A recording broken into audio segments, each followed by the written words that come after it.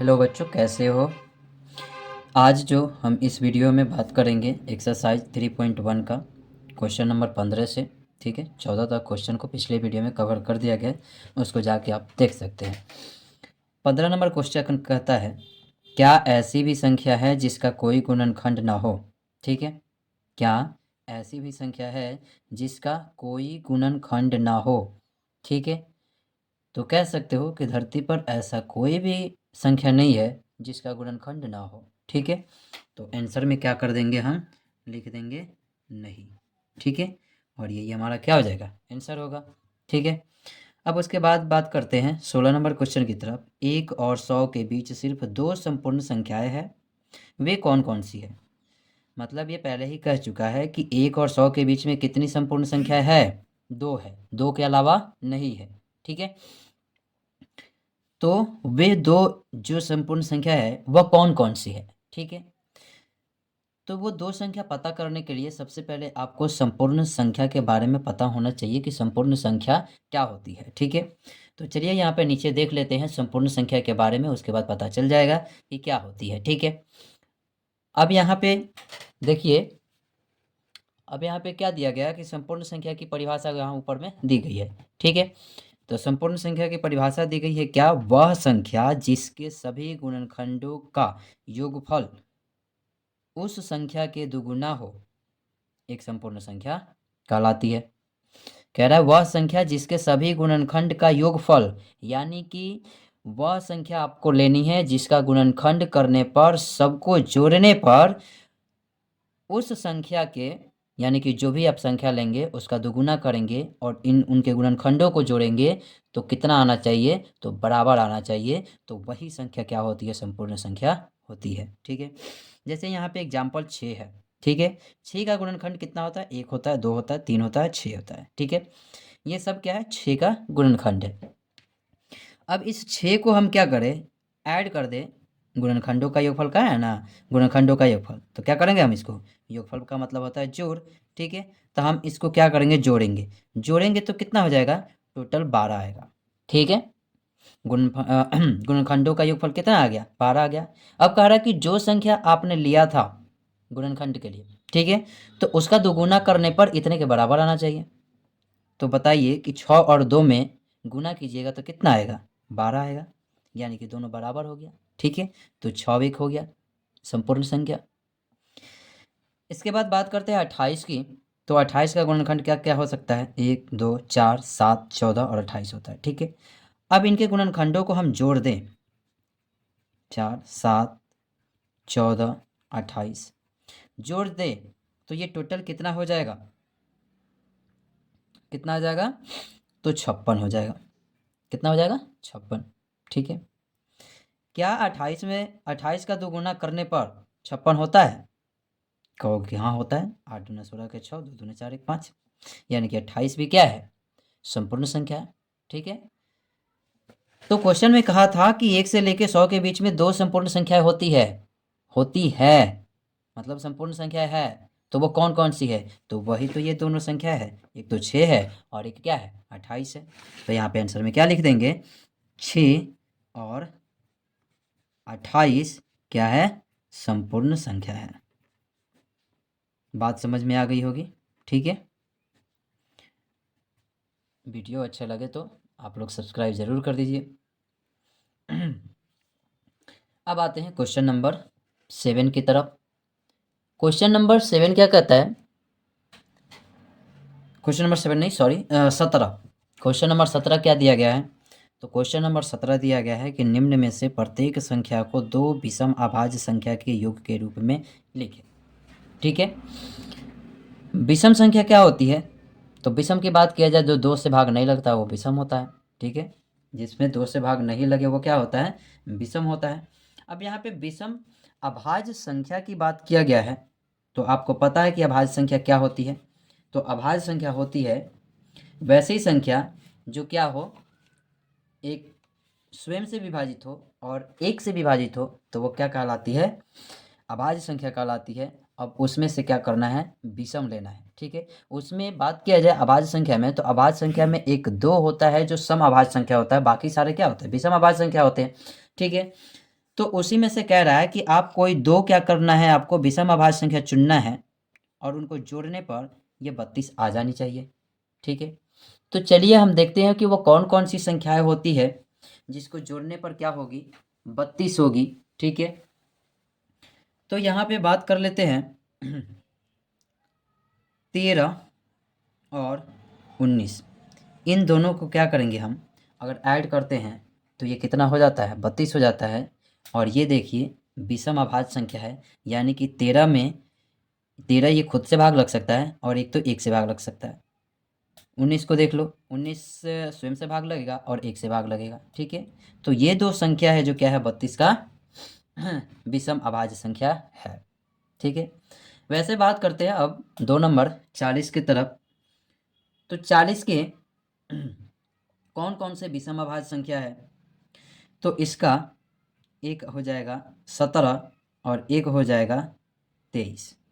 ठीक है, यानी विषम अभाज्य संख्या में दोनों को जोड़ेंगे आप तो कितना हो जाएगा, 7 3 10, 2 1 3 1 4 हो जाएगा। ठीक है, ये हो गया। अब बात करते हैं 56 का। तो 56 में कौन कौन सी वो दो विषम अभाज्य संख्याएं होंगे जो क्या होंगे, 56 के बराबर होंगे। तो एक तो 13 हो गया और एक कितना हो जाएगा, 43 हो जाएगा। ठीक है, तो ये दोनों क्या आ गए, 56 के क्या है, तो वो विषम अभाज्य संख्या है। 80 की बात करते हैं। तो 80 में कौन कौन से ऐसी विषम अभाज्य संख्या है, तो वो आप कहेंगे एक तो 37 हो गया और एक तो 43 हो गया। ठीक है, अब ऐसा नहीं है कि जो हम संख्या लिख रहे हैं वही संख्या को ऐड करने पर ये इतना आ जाता है। ठीक है, आपको चुनना क्या है, विषम। ठीक है, आप विषम चुनिए, अगर आपको लगता है कि वो दोनों जोड़ने पर क्या हो जाए, बराबर हो जाए, ठीक है, तो वो विषम अभाज्य संख्या हो जाएगा। ठीक है, अब बात करते हैं यहाँ पे 5वें नंबर का। तो 5वें नंबर 100 को करना है।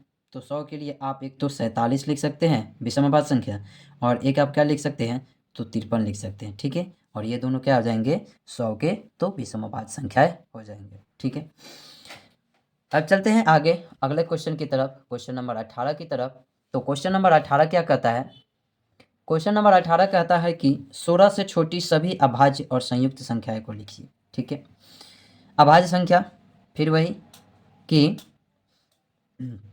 वैसी संख्या जो एक से और स्वयं से विभाजित हो तो उसे हम क्या कहते हैं, अभाज्य संख्या कहते हैं।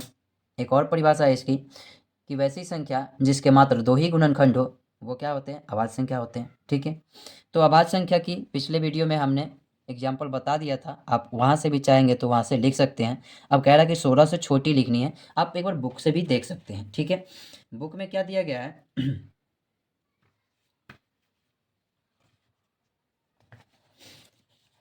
चलिए बुक में आपको दिखा देता हूँ इधर यहाँ पे देख लीजिए, यानी कि किसकी बात किया गया है यहाँ पे, अभाज्य संख्या लिखना है आपको और 16 से कम। तो 16 से कम अभाज्य संख्या लिखना है। तो अभाज्य संख्या देखिए यहाँ पे जो ये गोल गोल घेरा हुआ है वो क्या है, अभाज्य संख्या है।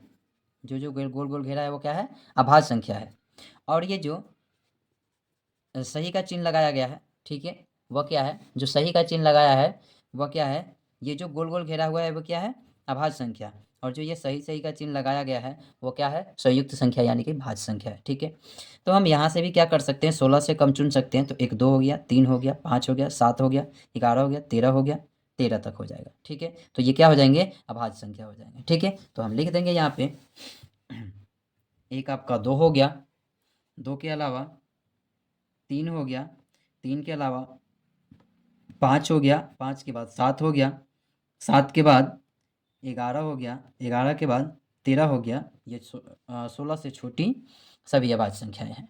ठीक है, अब यहाँ पे संयुक्त संख्या की बात किया गया है। तो संयुक्त संख्या कौन कौन होते हैं, तो संयुक्त संख्या आपके 4 हो जाएंगे, 4 के बाद 6 हो जाएंगे, 6 के बाद 8 हो जाएंगे, 8 के बाद 9 हो जाएंगे, 10 हो जाएंगे, 12 होगा, 14 होगा, 15 होगा। ठीक है, तो ये सारी संख्याएं क्या है, संयुक्त संख्या जो 16 से छोटी होती है। ठीक है, अब चलते हैं नेक्स्ट क्वेश्चन की तरफ, क्वेश्चन नंबर 19 की तरफ। ठीक है, क्वेश्चन नंबर 19, क्वेश्चन नंबर 19 क्या कहा गया कि क्या 17 29 अभाज्य संख्या है। ठीक है, तो हमको यहाँ से सिंपल सा एक काम करना होगा। आप एक इसका यूनिट डिजिट उठा लीजिए, यानी कि इकाई का अंक उठा लीजिए 9, ठीक है, 9 उठा लीजिए। अभाज्य संख्या के लिए क्या क्राइटेरिया होती है कि वह स्वयं से विभाजित हो और क्या हो, एक से विभाजित हो, इसके अलावा किसी अन्य संख्या से विभाजित ना हो तो अभाज्य संख्या होती है, ठीक है। अब यहाँ पे आप 9 उठाइए, ठीक है, 9 उठाइए तो आप क्या करेंगे, 9 से भाग देंगे, स्वयं से भाग देंगे, एक बार में कट जाएगा। 9 में 1 से भाग देंगे तो ये कितना बार में, 9 बार में कट जाएगा। और फिर 9 को आप 3 से भी भाग दे रहे हैं तो ये 3 बार में कट रहा है। अभाज्य संख्या क्या कहता है, अभाज्य संख्या कहता है कि वह स्वयं से विभाजित होगा और एक से विभाजित होगा, तभी वो क्या कहलाएगा, अभाज्य संख्या। किसी अन्य संख्या से विभाजित नहीं होना चाहिए। अगर किसी अन्य संख्या से विभाजित हो रहा है तो वह संयुक्त संख्या है या भाज्य संख्या है, ठीक है। तो यहाँ पे कह रहा है कि क्या 17, 29 अभाज्य संख्या है, तो आप यहाँ पे डायरेक्ट लिख दीजिए आंसर में कि नहीं है। बात समझ में आई, ठीक है। अब क्वेश्चन नंबर 20 की तरफ चलते हैं। तो कह रहा है कि सही के स्थान पर सही और गलत के स्थान पर गलत का चिन्ह लगाइए, ठीक है। अब 1 नंबर क्वेश्चन कहता है, इसका देख लेते हैं इधर। 1 नंबर क्वेश्चन में कहा गया है कि वह संख्या जिसका केवल एक अपवर्तक होता है वह संख्या 1 है। तो कहेंगे आप आंसर में हाँ। क्या कहेंगे आप आंसर में, तो आंसर में आप कहेंगे कि हाँ होता है, ठीक है। तो हाँ होता है तो इसका मतलब क्या होता है, ये सही हो जाएगा। 1 नंबर क्या हो जाएगा, सही हो जाएगा। अब बात करते हैं 2 नंबर की। यहाँ पे देख लीजिए 2 नंबर। तो 2 नंबर कह रहा है कि सबसे छोटी सम अभाज्य संख्या, सम अभाज्य संख्या 2 होती है। तो ये भी बात सही है कि सबसे छोटी सम अभाज्य संख्या क्या होती है, 2 होती है, ठीक है। इसमें भी टिक मार देंगे। आगे कहता है सबसे छोटी संयुक्त संख्या 6 होती है। नहीं, कितना होता है, 4 होता है, ठीक है। तो ये 3 नंबर क्या हो जाएगा, गलत हो जाएगा, ठीक है। आगे चलते हैं क्वेश्चन नंबर 4 की तरफ। दो अभाज्य संख्याओं का योगफल सम होता है, ठीक है, सम होता है। चलो चेक करके देख लेते हैं। मान लीजिए कोई सम संख्या हम ले लेते हैं, कोई 2 अभाज्य संख्या, मतलब मान लो यहाँ पे 9 हो गया, यहाँ पे 5 हो गया, ठीक है। तो ये 14 हो गया, और 14 क्या है, 14 होता है, सम होता है, ठीक है। अब बात करते हैं यहाँ पे, एक तो 5 ले लेते हैं, एक 3 लेते हैं, ये 8 हो गया, ये भी सम हो रहा है, ठीक है, ये भी सम हो रहा है। तो कह रहा है कि 2 अभाज्य संख्याओं का योग सम होता है। तो आप क्या कर सकते हैं, सही या गलत, तो आप कहेंगे इसको कि ये सही है, सम होता है। क्या होता है, सम होता है। अभी भी नहीं अच्छा ऐसी हो रहा है, तो आप क्या कीजिए, ये नहीं, 9 नहीं होगा, 7 होगा, ठीक है। 12 क्या हो जाएगा, ये सम हो जाएगा, ठीक है।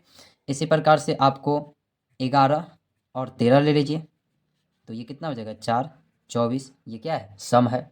सम का मतलब हो गया 2 से ये विभाजित हो जाएगा, ठीक है। तो ये 4 नंबर में क्या कह रहा है कि 2 अभाज्य संख्याओं का योग सम होता है। तो बात सही कि गलत, तो आप कहेंगे कि इसका आंसर क्या होता है, सही होता है। इसका आंसर क्या होता है, सही होता है। इसके बाद बात किया जाए 2 अभाज्य संख्याओं का योग सम होता है। 2 अभाज्य संख्याओं का योग सम होता है, ठीक है। यहाँ पे देख लेते हैं, 7 अभाज्य संख्या है और 5 भी अभाज्य संख्या है, जोड़ने पर ये क्या होता है, सम हो रहा है। यहाँ पे भी सम हो रहा है, लेकिन एक बार सबसे छोटी अभाज्य संख्या क्या है, 2 है, और 3 जोड़ा जाए तो ये 5 हो रहा है, ठीक है। लेकिन यहाँ पे देखिए, यहाँ पे क्या हो रहा है, सम नहीं हो रहा है, यहाँ पे विषम हो गया, ठीक है। यहाँ पे विषम हो गया, इसका मतलब यह हुआ, यहाँ पे विषम हो गया, इसका मतलब यह हुआ कि हम वो जो कर रहे थे वो भी सही था, लेकिन यहाँ पे आने पे क्या हो जा रहा है, ये विषम हो जा रहा है, यानी इसका मतलब ये क्या हुआ, चौथा भी गलत हो जाएगा, ठीक है।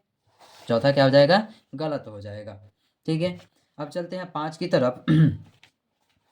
5 का क्या कहता है, तो 5 कहता है कि 2 को छोड़कर किन्हीं 2 अभाज्य संख्या का 2 को छोड़ दिया जाए। देखिए यहाँ पे हम 2 नहीं जोड़ रहे थे, ठीक है, यहाँ पे 2 जोड़े तो वो क्या हुआ, सम नहीं हो पाया था, ठीक है। अब यहाँ पे वही क्वेश्चन फिर कर रहा है कि 2 को छोड़ दीजिए आप। अब यहाँ पे 2 को छोड़ दें और किन्हीं भी 2 अभाज्य संख्या का योगफल सम संख्या होती है, सम संख्या होती है। तो आप क्या कहेंगे, सम संख्या होती है कि नहीं होती है, तो कहेंगे यहाँ पे देख लीजिए, यहाँ पे करके दिखाए थे नहीं कि क्या हो रहा है, 2 से भाग लग जा रहा है, लग जा रहा है, इसका मतलब ये क्या है, सही है, ठीक है। अब आगे कह रहा है 6 नंबर में, सभी सम संख्या संयुक्त संख्या होती है, सभी सम संख्या संयुक्त संख्या होती है। अब यहाँ पे बात तो कुछ ऐसी हो गई, ठीक है। सभी सम संख्या की बात किया जाए, संयुक्त संख्या की बात किया जाए तो वो सबसे छोटी संयुक्त संख्या होती है 4, ठीक है, और ये सम होती है। लेकिन आप अभाज्य संख्या में क्या देखे थे, 2 जो है अभाज्य संख्या होती है और ये भी क्या है, सम है, ठीक है। तो कह रहा है कि सभी सम संख्याएं संयुक्त संख्या होती है, ठीक है। तो 2 यहाँ पे नहीं होती है, तो इसके कारण से ये क्या हो जाएगा, ये गलत हो जाएगा, क्योंकि ये अभाज्य संख्या होती है लेकिन ये सम संख्या संयुक्त संख्या नहीं है, ठीक है। अब बात करते हैं 7 नंबर क्वेश्चन की तरफ। 3 विषम संख्याओं का योगफल विषम संख्या होता है। 3 विषम संख्याओं का योगफल विषम होता है। विषम संख्या किसे कहते हैं, तो विषम संख्या उसे कहते हैं, यहाँ पे लिखा गया 3 विषम संख्याओं का योगफल विषम संख्या होती है। तो आप सबसे पहले जानने की कोशिश करें कि विषम संख्या क्या होती है, ठीक है। तो विषम संख्या किसे कहते हैं, तो 2 से जिसमें भाग ना लगे उसे क्या कहते हैं, विषम संख्या कहते हैं, ठीक है। तो यहाँ पे बात किया जाए, एक विषम संख्या हो गया और 1 के बाद 3, 3 के बाद 5, ये सभी क्या विषम संख्या। तो क्या ये योगफल इनको करने पर विषम होती है, चलिए देख लेते हैं। ये कितना हुआ, 4, 4 5 9, और 9 क्या है, विषम संख्या, क्योंकि 2 से भाग नहीं लगेगा, तो ये सही है, ठीक है। उसके बाद 7 नंबर कहता है 2 सम संख्याओं का योगफल सदैव सम संख्या होता है। 2 सम संख्या को जोड़ो जो क्या होगा, सदैव सम संख्या होगा, तो हाँ होता है, यानी कि 2 और 4 को जोड़िए तो क्या होता है, 6 होता है, तो ये भी क्या होगा, सही हो गया, ठीक है। तो ये चैप्टर 3.1 क्या हो गया, समाप्त हो गया इस वीडियो में। Thank you.